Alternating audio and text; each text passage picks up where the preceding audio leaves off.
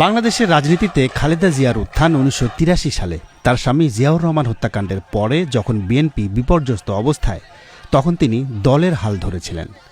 রাজনীতিতে আসার আগ পর্যন্ত খালেদা জিয়া ছিলেন একজন গৃহবধূ, কিন্তু গৃহবধূ থেকে রাজনীতিতে নেমে মাত্র ১০ বছরের মধ্যেই বিএনপিকে ক্ষমতায় নিতে পেরেছিলেন তিনি।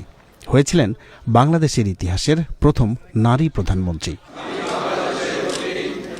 ১৯৮১ সালের ৩০ মে ব্যর্থ এক সামরিক অভ্যুত্থানে রাষ্ট্রপতি ও বিএনপির প্রতিষ্ঠাতা জিয়াউর রহমান চট্টগ্রাম সার্কিট হাউসে নিহত হওয়ার ৭ মাসের মাথায় দলটির নেতাকর্মীদের অনুরোধে বিএনপিতে যোগ দেন খালেদা জিয়া। ১৯৮৩ সালে দলটির সিনিয়র ভাইস চেয়ারম্যান আর ১৯৮৪ সালে পার্টির চেয়ারম্যান হিসেবে নির্বাচিত হন বিনা প্রতিদ্বন্দ্বিতায়। ৮০ দশকে এরশাদ সরকার বিরোধী আন্দোলনে খালেদা জিয়া গ্রেপ্তার হয়েছিলেন ৩ বার।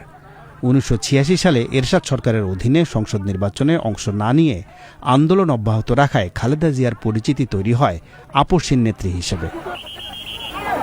১৯৯১ সালের ফেব্রুয়ারি মাসে যে নির্বাচন হয় তাতে জয়ী হয়ে ক্ষমতায় আসে বিএনপি। ১৯৯৬ সালের ১৫ ফেব্রুয়ারি একটি বিতর্কিত নির্বাচনের মাধ্যমে খালেদা জিয়া আবার প্রধানমন্ত্রী হয়েছিলেন। তবে এই সংসদে তত্ত্বাবধায়ক সরকার ব্যবস্থা চালু করে নির্বাচন পরিচালনার জন্য সেই সরকারের কাছে ক্ষমতা হস্তান্তর করেন খালেদা জিয়া। এরপর ১৯৯৬ সালের নির্বাচনে তার দল পরাজিত হলে তিনি সংসদে বিরোধী দলীয় নেতার আসনে বসেছিলেন। ৫ বছর পরের সংসদ নির্বাচনে লড়াইয়ের জন্য জামায়াত ইসলামী সহ ধর্মভিত্তিক রাজনৈতিক দলগুলোর সাথে তিনি নির্বাচনী জোট করেন, যা নিয়ে পরবর্তীতে তিনি সমালোচনার মুখে পড়েছিলেন। তবে সেই নির্বাচনে ২/৩ আসনে জয়ী হয়ে আবারও প্রধানমন্ত্রী হয়েছিলেন খালেদা জিয়া। সব মিলিয়ে খালেদা জিয়া প্রধানমন্ত্রী হয়েছিলেন ৩ বার। ২০০৭ সালে 1-11 নামে পরিচিত সেনা সমর্থিত তত্ত্বাবধায়ক সরকার গঠিত হলে অন্য অনেক রাজনৈতিক দল ও নেতার মতোই খালেদা জিয়া ও তার দল বিএনপিও ব্যাপক চাপের মুখে পড়ে। সে সময় খালেদা জিয়া কারাগারে ছিলেন ১ বছরেরও বেশি সময়।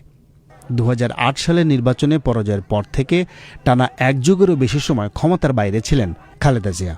২০১৮ সালে জিয়া অরফানেজ ট্রাস্ট ও জিয়া চ্যারিটেবল ট্রাস্ট দুর্নীতি মামলায় তিনি দোষী সাব্যস্ত হন। তাঁকে ১০ বছরের কারাদণ্ড দেয়া হয়।